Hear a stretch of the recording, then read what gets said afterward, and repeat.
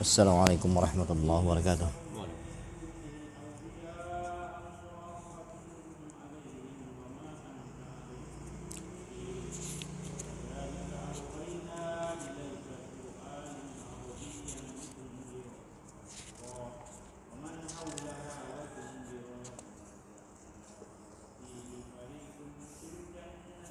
Dari Ibnu Mas'ud radhiyallahu anhu berkata, barang siapa ingin berjumpa dengan Allah pada hari kiamat sebagai seorang muslim, maka hendaklah dia menjaga sholat 5 waktu di tempat azan dikumandangkan, yaitu masjid. Karena sesungguhnya Allah Subhanahu wa taala telah mensyariatkan kepada nabi kalian sunanul huda, jalan-jalan petunjuk dan kebaikan. Dan sesungguhnya sholat berjamaah 5 kali di tempat azan dikumandangkan adalah termasuk sunanul huda. Bila kalian sholat di rumah-rumah kalian sebagaimana sholatnya orang yang suka tinggal di rumahnya, tidak mau berjemaah, berarti kalian meninggalkan sunnah Nabi kalian. Dan seandainya kalian meninggalkan sunnah Nabi kalian, niscaya sesatlah kalian. Tiada seorang lelaki pun yang berwudu dengan sempurna lalu pergi ke salah satu masjid, kecuali Allah Subhanahu wa taala mencatat untuknya pada setiap langkah yang dilaluinya satu kebaikan, mengangkat dengannya satu derajat, dan menghapus dengannya satu kesalahan dosa. Sungguh aku telah melihat di kalangan kami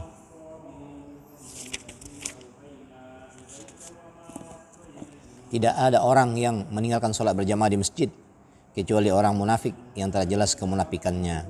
Dan sungguh pernah ada seorang lelaki karena uzur ia dipapa oleh 2 orang untuk mendatangi sholat berjamaah hingga dia diberdirikan di dalam saf. Dan riwayat lain disebutkan, sungguh aku telah melihat di kalangan kami tak ada orang yang meninggalkan sholat berjamaah di masjid kecuali orang munafik yang telah diketahui kemunafikannya atau orang sakit. Jika dapat, maka seorang akan berjalan dengan dipapa oleh 2 orang sehingga dia mendatangi sholat berjamaah di masjid. Ibnu Mas'ud radhiyallahu anhu berkata, sesungguhnya Rasulullah SAW telah mengajari kami sunanul huda, dan sesungguhnya sebagian dari sunanul huda itu adalah sholat di masjid yang mana azan dikumandangkan di dalamnya. Hadis riwayat Muslim, Abu Dawud, An-Nasa'i, Ibnu Majah dalam kitab At-Targhib. Betapa teguh para sahabat menjaga sholat berjamaah sehingga orang yang uzur pun diusahakan agar dapat mendatangi sholat berjamaah walaupun harus dipapa oleh 2 orang. Bagaimana mereka tidak menjaga sholat berjamaah sedangkan Nabi SAW sendiri sangat menjaganya. Ketika beliau sakit parah yang menyebabkan wafatnya, beliau beberapa kali terjatuh saat hendak mengambil wudu. Akhirnya dengan susah payah beliau dapat berwudu dibantu oleh Abbas radhiyallahu anhu dan seorang sahabat yang lain. Ketika itu kaki beliau tidak dapat berdiri tegak, maka atas permintaan beliau Abu Bakar radhiyallahu anhu mengimami sholat berjamaah, sedangkan beliau bersendiri menyertai para jamaah di belakang. Dalam kitab Sahihain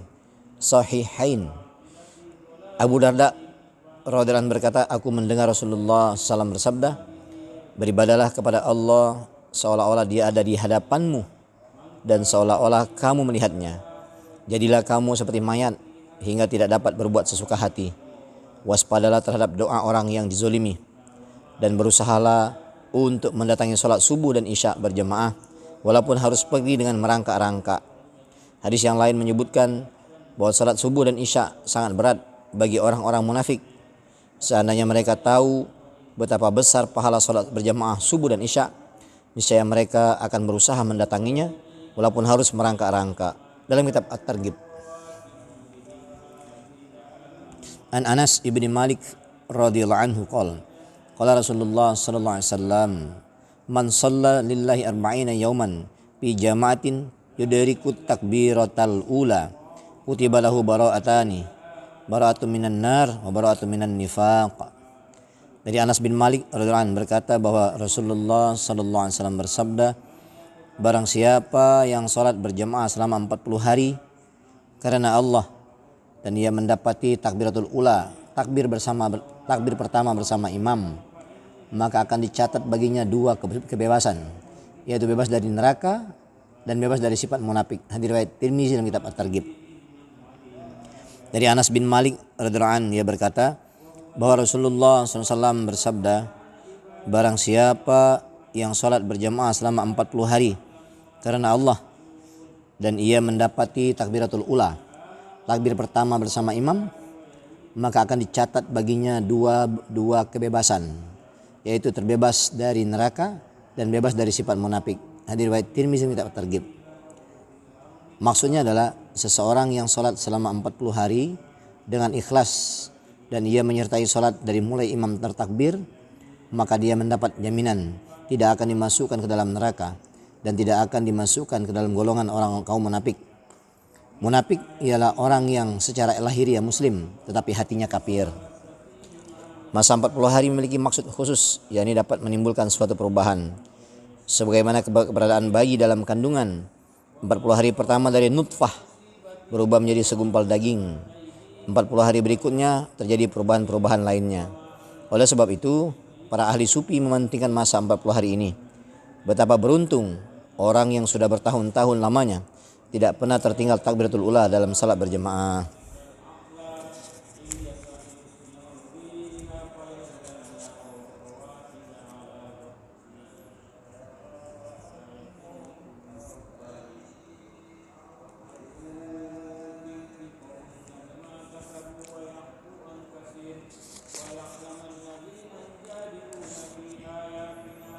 Keutamaan kalimat tasbihat.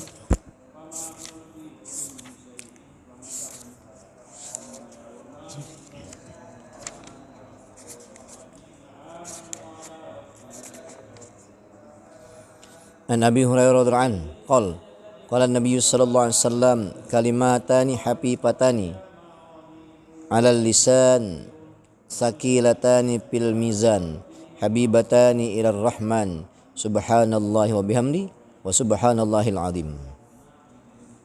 Dari Abu Hurairah dalam berkata bahwa Rasulullah SAW bersabda, dua kalimat yang ringan di lidah namun berat dalam timbangan dan dicintai oleh Allah Subhanahu wa taala, yaitu subhanallah wa bihamdi subhanallahil azim. Hadis riwayat Bukhari dan Muslim. Dari Abu Hurairah radhiyallahu anhu berkata bahwa Rasulullah sallallahu alaihi wasallam bersabda, dua kalimat yang ringan di lidah namun berat dalam timbangan dan dicintai oleh Allah Subhanahu wa taala, yaitu subhanallah wa bihamdi subhanallahil azim. Hadis riwayat Bukhari dan Muslim. Ringan di lidah maksudnya untuk membacanya tidak memerlukan tenaga, mudah dibaca dan dihafalkan. Untuk membaca dan menghafalnya tidak memerlukan waktu yang lama karena kalimatnya sangat ringkas. Tetapi berat dalam timbangan, yakni karena kalimat-kalimat ini akan memberati timbangan amal soleh. Oleh karena kalimat ini amat dicintai oleh Allah Subhanahu wa taala, maka fadilahnya adalah fadilah yang paling mulia di samping fadilah-fadilah yang lain. Hadis di atas diriwayatkan oleh Imam Bukhari sebagai penutup kitab Sahih Bukhari. Dalam sebuah hadis disebutkan bahwa Rasulullah SAW bersabda, kamu sekalian janganlah mengabaikan 1000 kebaikan setiap hari. Barang siapa membaca subhanallah wa bihamdi sebanyak 100 kali, niscaya akan memperoleh 1000 kebaikan. Kamu sekalian janganlah mengabaikan 1000 kebaikan setiap hari. Barang siapa membaca subhanallah wa bihamdi sebanyak 100 kali, niscaya akan memperoleh 1000 kebaikan. Seorang mukmin insyaallah tidak akan melakukan kejahatan setiap hari. Dengan membaca kalimat itu, maka kebaikannya akan melebihi kejahatannya. Selain itu, bila ia mengerjakan kebaikan-kebaikan yang lain, maka pahalanya pasti akan bertambah banyak. Dalam hadis yang lain disebutkan, barang siapa membaca subhanallah wa bihamdi sebanyak 100 kali setiap pagi dan petang, maka dosa-dosanya akan diampuni walaupun sebanyak buih di lautan. Dalam hadis yang lain juga diterangkan, dengan membaca subhanallah walhamdulillah la ilaha illallah Allahu akbar, maka dosa-dosanya akan berguguran seperti daun-daun berguguran pada musim hujan. An Abi Dzarrin radhiyallahu anhu qala Rasulullah sallallahu alaihi wasallam, ala ukhbiruka bi ahabbil kalam ilallah. Qultu ya Rasulullah, akhbirni bi ahabbil kalam ilallah. Qala inna habbal kalami ilallahi subhanallahi wa bihamdi. Rawahu Nasa'i. Dari Abu Dzar radhiyallahu anhu berkata bahwa Rasulullah SAW bersabda, maukah aku beritahukan kepadamu tentang ucapan yang paling disukai Allah Subhanahu wa taala? Saya menjawab, katakanlah pada saya ya Rasulullah. Rasulullah SAW bersabda, ucapan yang paling disukai Allah Subhanahu wa taala adalah subhanallahi wa bihamdihi. Dalam riwayat lain dikatakan subhana rabbi wa bihamdihi. Dalam satu hadis yang lain disebutkan bahwa ucapan yang paling disukai Allah Subhanahu wa taala adalah apa yang dipilihnya untuk para makhluknya, apa yang dipilihnya untuk para malaikatnya, yaitu subhanallahi wa bihamdi. Hadis riwayat Muslim, Nasa'i dan Tirmizi. Dalam pasal pertama yang lalu telah diterangkan bahwa para malaikat yang berada di bawah di samping arasy dan malaikat lainnya senantiasa disibukkan dengan mensucikan dan memuji Allah Subhanahu wa taala. Karena demikian itulah yang ditugaskan kepada mereka. Ketika Allah Subhanahu wa taala hendak menciptakan Adam alaihissalam, maka para malaikat berkata, "Wa nahnu nusabbihu bihamdika wa nuqaddisu lak." Padahal kami selalu bertasbih dengan memuji Engkau dan mensucikan Engkau. Masalah ini telah dijelaskan dengan panjang lebar dalam uraian ayat pasal 1 di atas. Dalam sebuah hadis lain disebutkan bahwa karena begitu beratnya memikul keagungan Allah, langit selalu bergetar seperti bergetarnya ranjang bila diberi beban berat. Sebagai haknya, langit berkata sambil bersumpah, demi zat yang maha suci yang diri Muhammad SAW dalam genggamannya, bahwasanya tidak ada sejengkal tempat pun di langit yang tidak ditempati oleh para malaikat untuk menyibukkan diri dengan bertasbih dan memuji Allah dalam keadaan bersujud.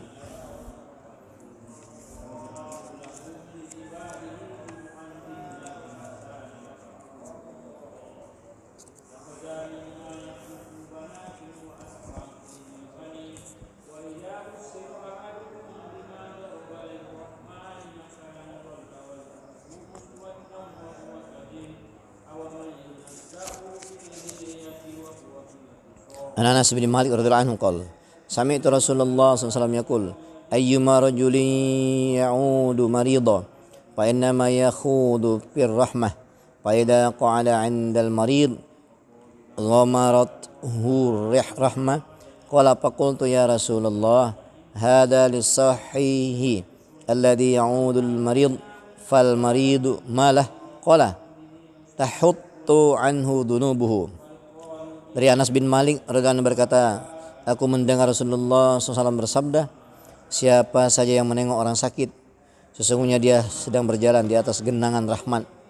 Bila dia duduk di dekat orang yang sakit itu, rahmat pun akan meliputinya. Aku bertanya, wahai Rasulullah, ini adalah pahala untuk orang yang sehat yang menjenguk orang yang sakit, sedangkan yang sakit sendiri mendapatkan apa? Beliau bersabda, dosa-dosanya dihapuskan. Hadis riwayat Ahmad. Dari Anas bin Malik radhiyallahu anhu dia berkata, aku mendengar Rasulullah SAW bersabda, siapa saja yang menengok orang sakit, sesungguhnya dia sedang berjalan di atas genangan rahmat. Bila dia duduk di dekat orang sakit itu, rahmat pun akan meliputinya. Aku bertanya, wahai Rasulullah, ini adalah pahala untuk orang yang sehat yang menjenguk orang sakit, sedangkan si sakit sendiri mendapatkan apa? Beliau bersabda, dosa-dosanya dihapuskan. Hadis riwayat Ahmad. An Ka'b bin Malik radhiyallahu anhu qala Rasulullah sallallahu alaihi wasallam man 'ada maridan khada fir rahmati fa idza jalasa 'indahu stanqa'a fiha.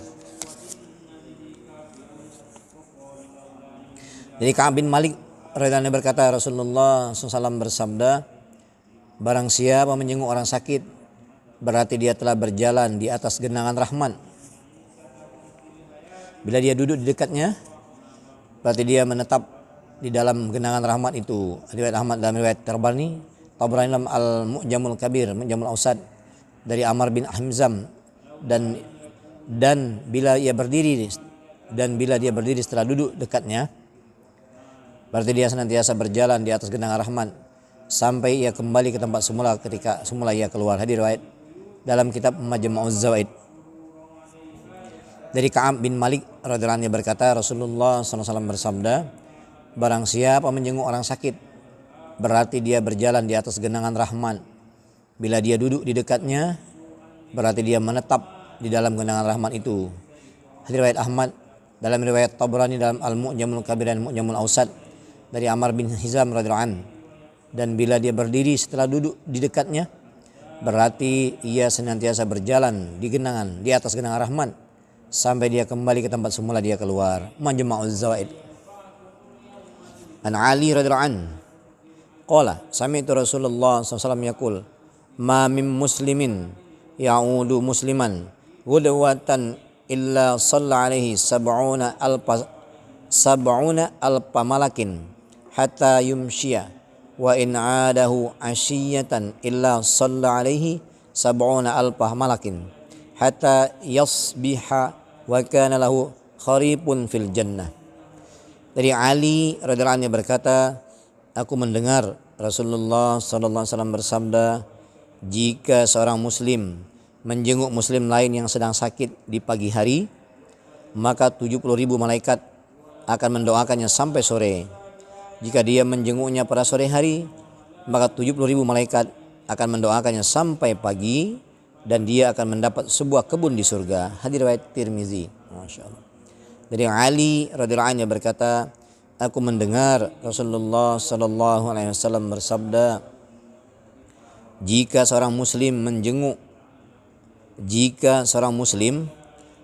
muslim lain yang sedang sakit di pagi hari, maka 70.000 malaikat akan mendoakannya sampai sore. Jika dia menjenguknya pada sore hari, maka 70.000 malaikat akan mendoakannya sampai pagi dan dia akan mendapatkan sebuah kebun di surga. Hadis riwayat Tirmizi. Dari Ali radhiyallahu anhu berkata, aku mendengar Rasulullah SAW bersabda, jika seorang muslim menjenguk muslim lain yang sedang sakit di pagi hari, maka 70.000 malaikat akan mendoakannya sampai sore. Jika dia menjenguknya pada sore hari, maka 70.000 malaikat akan mendoakannya sampai pagi dan ia akan mendapatkan sebuah kebun di surga. Hadis riwayat Tirmizi. An Umar bin Al-Khattab radhiyallahu anhu qala lin nabi sallallahu alaihi wasallam idza dakhalta ala marid famurhu ayyad'u laka fa inna du'aahu ka du'ail malaikah. Jadi Umar bin Khattab radhiyallahu anhu berkata, Nabi sallallahu alaihi wasallam bersabda kepadaku, bila engkau menemui orang sakit, maka suruhlah dia untuk mendoakanmu, karena sesungguhnya doanya seperti doa malaikat. Hadis riwayat Ibnu Majah.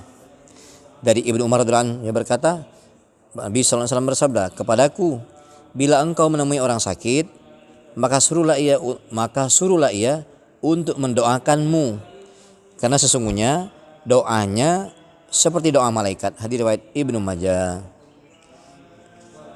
Bila engkau menemui orang sakit, maka suruhlah ia untuk mendoakanmu, karena sesungguhnya doanya seperti doa malaikat. Insyaallah ini mulia. Apa yang kita baca mudah-mudahan menjadikan iktibar, niat menambahkan niat menyampaikan. Subhanakallahumma wa bihamdika asyhadu an la ilaha illa anta astaghfiruka wa atubu ilaik. Wassalamualaikum warahmatullahi wabarakatuh. Waalaikumsalam warahmatullahi wabarakatuh. Ya,